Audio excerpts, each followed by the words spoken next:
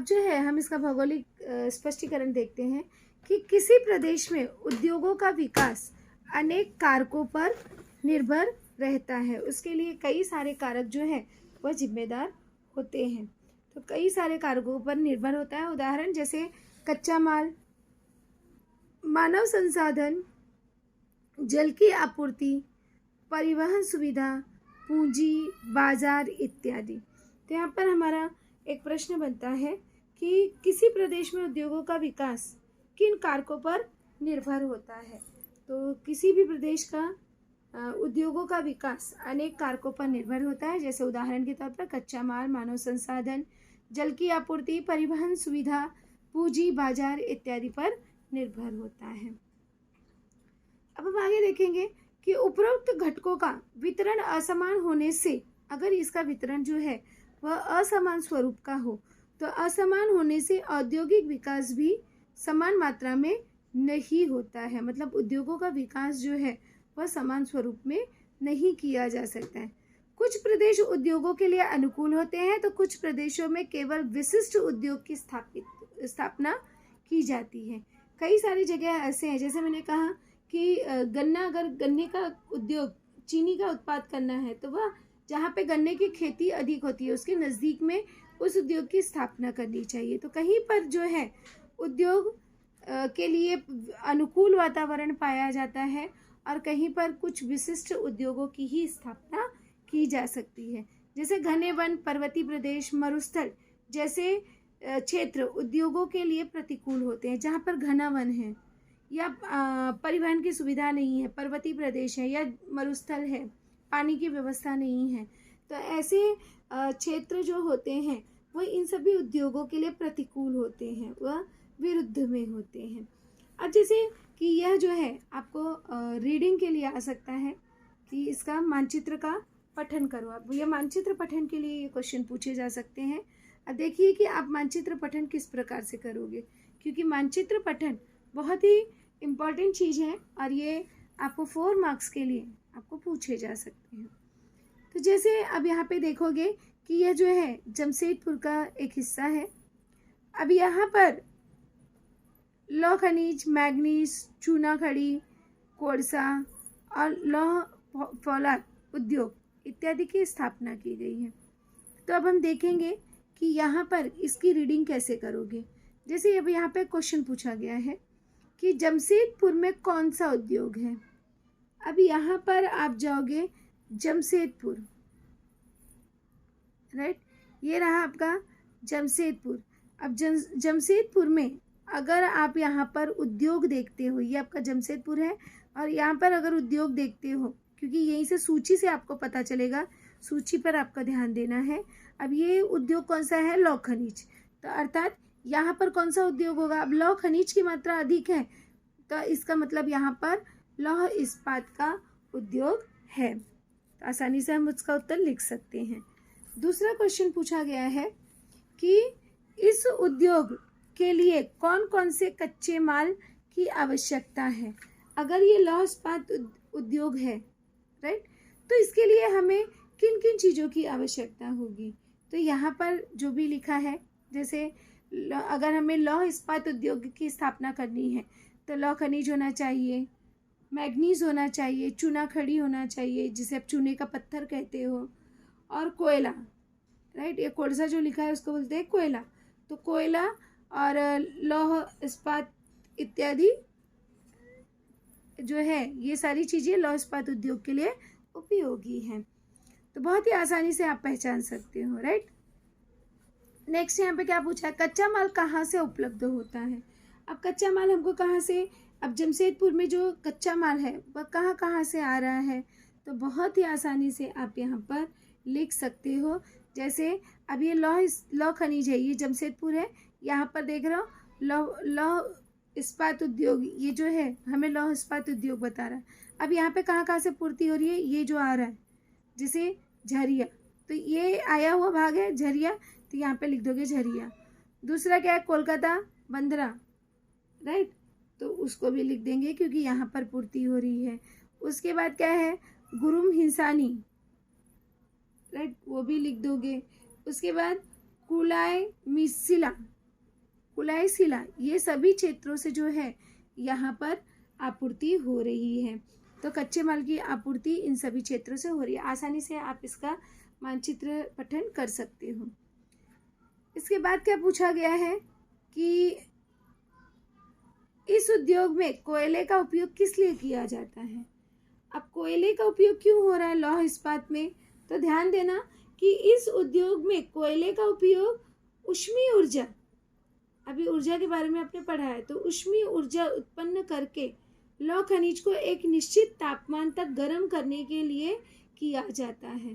तो लौह खनिज, ये जो आपका यहाँ पर कोयला है, तो कोयले का उपयोग जलाने के लिए किया जाता है ताकि उससे जो लौह पाया जा रहा है उसे एक उचित निश्चित तापमान पर गर्म किया जा सके।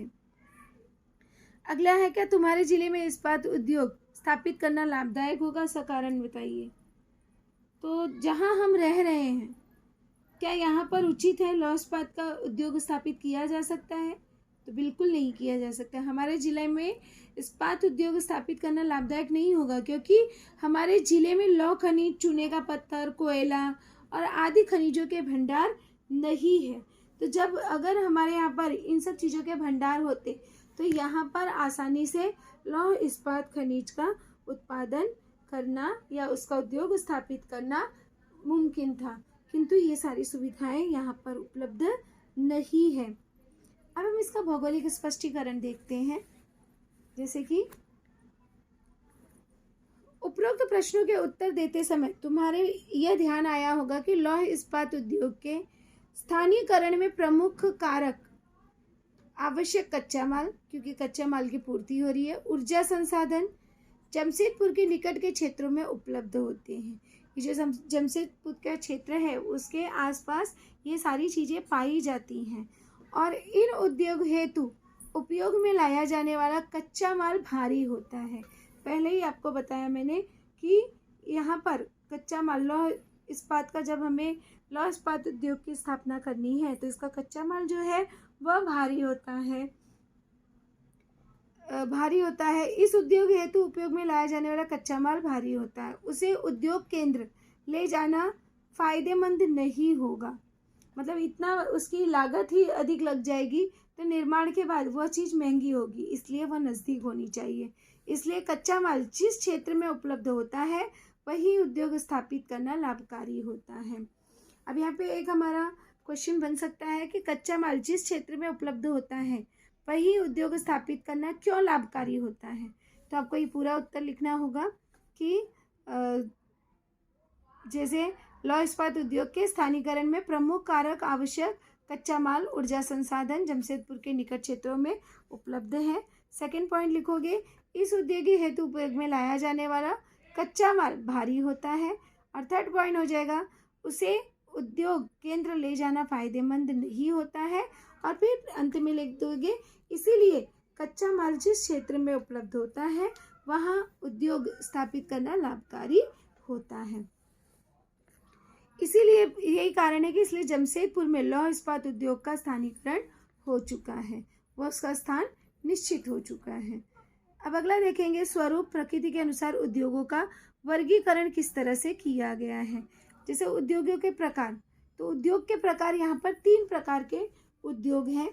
पहला है लघु उद्योग, दूसरा मध्यम उद्योग और तीसरा है भारी उद्योग, या उसे हम कहते हैं बड़े उद्योग। तो इस तरह से उद्योग को प्रमुखतः 3 भागों में विभाजित किया गया है। अब क्या देखेंगे हम, 3 भागों में इसे विभाजित किया गया है। अब लघु उद्योग हम देखेंगे। लघु मतलब एकदम छोटे छोटे जो उद्योग किए जाते हैं, जैसे मिट्टी के बर्तन बनाना, बेकरी, अचार बनाना, पापड़ बनाना या घड़े का निर्माण करना, तो ये सब जो है लघु उद्योग है। अब इसके बाद है मध्यम उद्योग। मध्यम उद्योग में कौन से आते हैं, जैसे फल प्रक्रिया उद्योग, गुड़ का कारखाना इत्यादि, ये सब जो है मध्यम उद्योग के अंतर्गत आते हैं। अब तीसरा है भारी उद्योग और बड़े उद्योग। बड़े उद्योग में, जैसे भारी उद्योग में और बड़े उद्योग में, वहाँ पर सीमेंट, चीनी और लौह इस्पात, ये सभी जो है ये सभी बड़े उद्योग के अंतर्गत आते हैं। तो ध्यान में रखिए, यहाँ पे एक प्रश्न हमारा बनता है कि उद्योगों के कितने प्रकार हैं और कौन से हैं। ध्यान में रखिए, उद्योगों के 3 प्रकार होते हैं, लघु उद्योग, मध्यम उद्योग और भारी उद्योग। इस प्रकार से उद्योग के 3 प्रकार होते हैं। लघु उद्योग में किसका समावेश होता है? तो लघु उद्योग में जैसे मिट्टी के बर्तन बनाना, बेकरी इत्यादि का समावेश होता है। मध्यम उद्योग में किन किन उद्योगों का समावेश होता है? तो मध्यम उद्योग में फल प्रक्रिया उद्योग, गुड़ का कारखाना आदि का यहाँ पर मध्यम उद्योग है। अगला पूछा जा सकता है कि भारी उद्योग या बड़े उद्योग कौन से हैं? तो भारी उद्योग मतलब सीमेंट, चीनी, लौह इस्पात इत्यादि जो है वह भारी उद्योग है। अब हम इसका स्पष्टीकरण देखेंगे कि दिए गए तीनों चित्र उद्योग से संबंधित हैं, परंतु हम लोगों ने देखा कि तीनों जो चित्र दिए गए हैं सभी उद्योग से संबंधित हैं, परंतु कार्य एवं उसका जो कार्य एवं स्वरूप है, तीनों का कार्य एवं स्वरूप अलग है और इन उद्योगों को कच्चा माल, मानव संसाधन, पूंजी, जगह इत्यादि की आवश्यकता होती है और इन उद्योगों के स्वरूप के आधार पर उद्योगों का वर्गीकरण किया जा सकता है। तो उद्योगों का वर्गीकरण किसके आधार पर किया जा सकता है?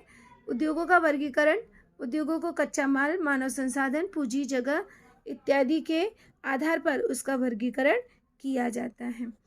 किसी उद्योग का पक्का माल और अन्य उद्योग के लिए कच्चा माल हो सकता है।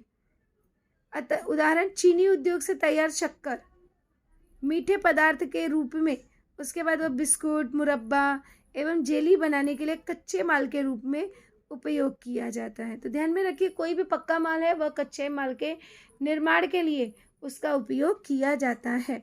वैसे ही कई सारे प्रकार हैं। वैसे ही जैसे लौह इस्पात उद्योग के द्वारा तैयार होने वाली लोहे की सलाखें एवं चादरें, अभियांत्रिकी, लोहे का फर्नीचर इत्यादि उद्योगों में कच्चे माल के रूप में उपयोग में लाया जाता है। उसे कच्चे माल के रूप में ही उसे उपयोग में ला सकते हैं। तो इस तरह से हमने देखा कि किस तरह से उद्योगों की स्थापना की जा सकती है। तो एक चित्र ये भी आपको थोड़ा सा देखना है, इसके बारे में भी हम डिस्कस करेंगे कि यहाँ पर ये चित्र आपको दिए गए हैं। अब जैसे ये जो चित्र है पहला वाला, यह चित्र सूचना प्रौद्योगिकी का है। आपको खुद से पहचाना, यहाँ पर सूचना प्रौद्योगिकी के लिए है। दूसरा जो चित्र है, दूसरा चित्र आप देख रहे हैं, ये जो दूसरा चित्र है यहाँ पर मत्स्य व्यवसाय किया जा रहा है, मछली पकड़ने का व्यवसाय हो रहा है। और ये जो तीसरा चित्र आपको दिख रहा है, राइट, तीसरा चित्र अगर आप देख रहे हो तो यहाँ पर यह चित्र जो है दुग्ध उत्पादन के लिए है। तो अगर हम इन सब चीज़ों को देखते हैं, जैसे पहला क्या है, सूचना प्रौद्योगिकी। अब सूचना प्रौद्योगिकी के लिए अगर हमें स्थान को निश्चित करना है तो सूचना प्रौद्योगिकी उद्योगों के लिए परिवहन की सुविधाओं से जुड़े स्थान होने चाहिए, जहाँ पे परिवहन की सुविधा हो।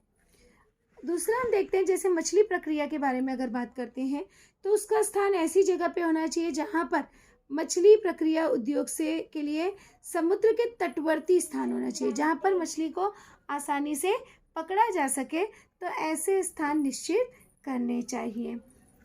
अब यहाँ पर दुग्ध उत्पादन है, तो दुग्ध उत्पादन ऐसे स्थान पर होना चाहिए जहाँ पर पशुपालन केंद्र हो, अर्थात पशुपालन केंद्र के समीप जो है वह दुग्ध उत्पादन करना चाहिए, क्योंकि ये चीज़ें जो है, मछली हो गया, दूध उत्पादन हो गया, ये सब नष्टकारी चीज़ें हैं, नासवान है, तो इसीलिए यह नज़दीक में होने चाहिए।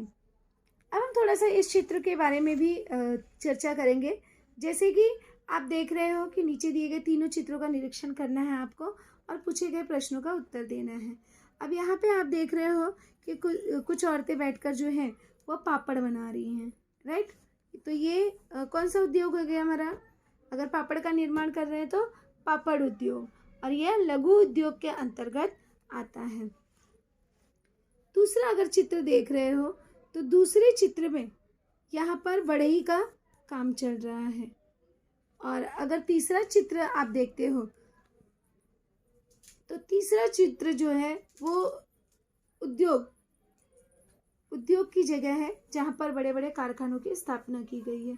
तो अब हम देखेंगे जैसे इसमें प्रश्न, इस चित्र के आधार पर भी आपको प्रश्न पूछे जा सकते हैं। अचित्र में दिखाए गए उद्योग का नाम बताओ। अब अचित्र कौन सा है? ये हमारा जो है अचित्र है।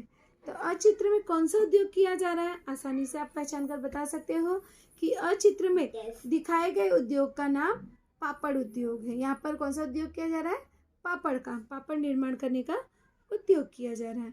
इसी तरह से दूसरा प्रश्न यहाँ पर पूछा गया है, अ एवं आ में दिखाए गए उद्योगों में क्या अंतर है?